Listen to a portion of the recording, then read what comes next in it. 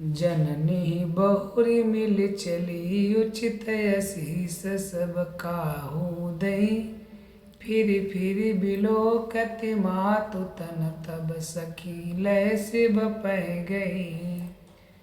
जाचक सकल संतोष शंकर उमा सहित भवन चले। सब अमर हर्ष सुमन बरसि निशान नभ बाजे भले। पार्वती जी माता से फिर मिलकर चली। सब किसी ने उन्हें योग्य आशीर्वाद दिए। पार्वती जी फिर कर माता जी की ओर देखती जाती थी।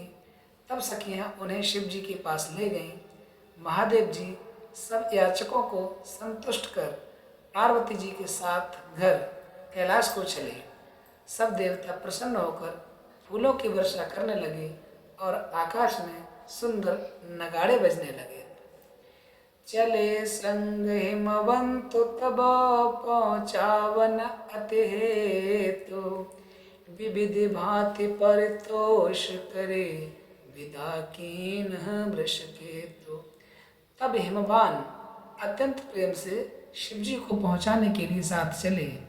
वृषकेत अर्थात शिवजी ने बहुत तरह से उन्हें संतोष कराकर विदा किया। तुरत भवन आए गिरिराई। सकल शैल सर लिए बुलाई। आदर दान विनय बहुमाना। सब कर विदा कीन हिमवाना। पर्वतराज हिमाचल तुरंत घर आए और उन्होंने सब पर्वतों और सरोवरों को बुलाया। हिमवान ने आदर दान विनय और बहुत सम्मान पूर्वक सबकी विदाई की। जब ही शंभु कैलाश ही आए। सुर सब निज निज लोक सिधाए। जगत मातु पितु शंभु भवानी। ते सिंगारु ना कहूँ बखानी। जब शिवजी कैलाश पर्वत पर पहुँचे तब सब देवता अपने अपने लोकों को चले गए। तुलसीदास जी कहते हैं कि पार्वती जी और शिव जी जगत के माता पिता हैं, इसलिए मैं उनके श्रृंगार का वर्णन नहीं करता।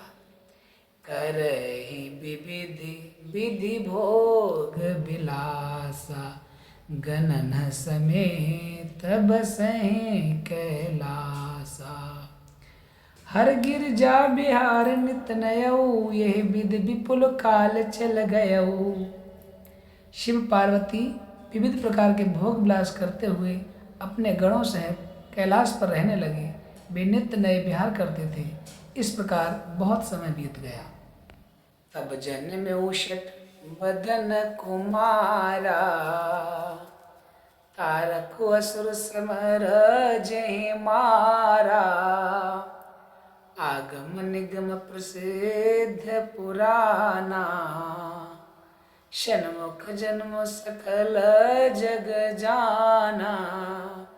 तब 6 मुख वाले पुत्र स्वामी कार्तिक का जन्म हुआ, जिन्होंने बड़े होने पर युद्ध में तारकासुर को मारा।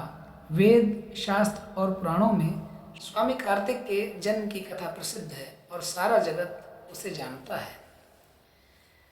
जग जान षण्मुख जन्म कर्म प्रताप पुरुषारथ महा।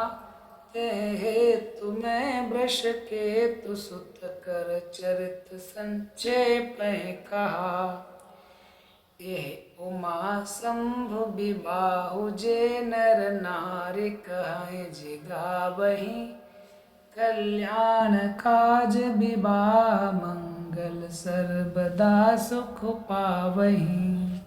षडानन अर्थात स्वामी कार्तिक के जन्म कर्म प्रताप और महान पुरुषार्थ को सारा जगत जानता है, इसलिए मैंने वृषकेत शिवजी के पुत्र का चरित्र संक्षेप से ही कहा है। शिव पार्वती के विवाह की इस कथा को जो स्त्री पुरुष कहेंगे और गाएंगे, वे कल्याण के कार्यों और विवाह आदि मंगलों में सदा सुख पावेंगे।